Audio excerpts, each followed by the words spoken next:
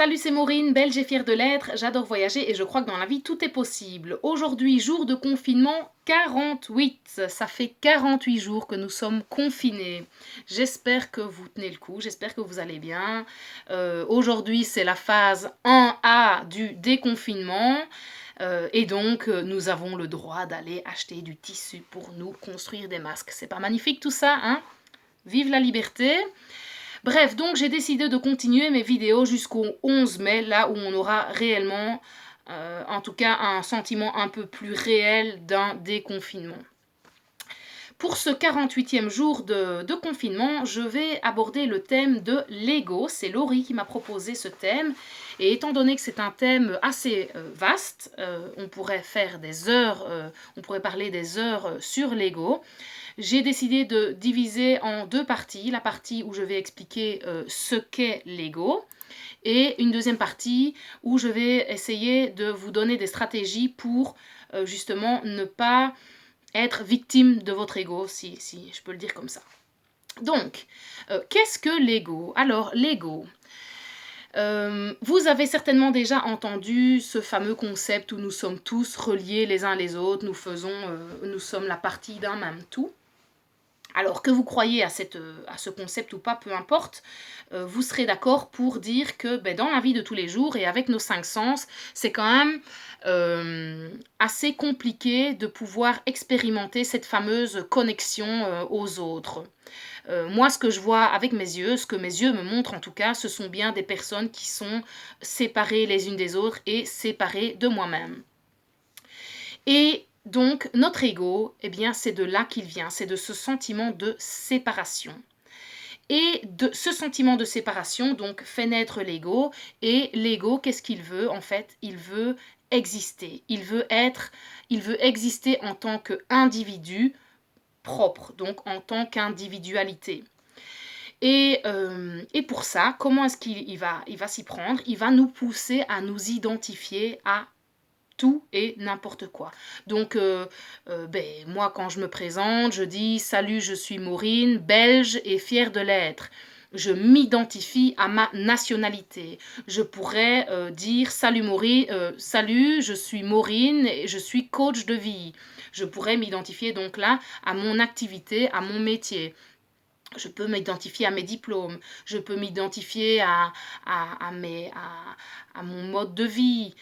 Salut, je m'appelle Maureen et j'adore voyager, etc. Mais ce n'est pas ce que je suis. Oui, je suis belge parce que je suis née en Belgique. Oui, je suis coach de vie parce que j'ai suivi une formation et qu'il y a un papier qui dit que je suis coach de vie. Mais je ne me limite pas à ça. Je suis et vous êtes bien plus que votre nationalité, vos diplômes, vous êtes bien plus que les objets que vous possédez, vous êtes bien plus que... Il y a des gens qui vont s'identifier à leur aspect physique, il y a le cliché des gars qui s'identifient à leur voiture. Et si on a le malheur de dire que telle marque de voiture n'est pas aussi bonne que telle marque de voiture, ils vont se sentir blessés dans leur individualité alors qu'on ne fait que de parler de leur voiture. Donc c'est ça l'ego, il nous identifie, il veut exister à travers plein de petites choses auxquelles il veut s'identifier. Et deuxième chose, l'ego, qu'est-ce qu'il fait? Il veut nous protéger des autres. Pourquoi? Parce que les autres sont une menace à notre identité, à notre individualité propre. Quand quelqu'un vient vous contredire, quand quelqu'un vient dire que les Français sont meilleurs que les Belges, il attaque notre individualité, c'est-à-dire ce à quoi on s'identifie. Et c'est d'ailleurs pour ça que l'ego veut toujours avoir raison. C'est pour ça que l'ego veut prouver aux autres que c'est lui qui a raison.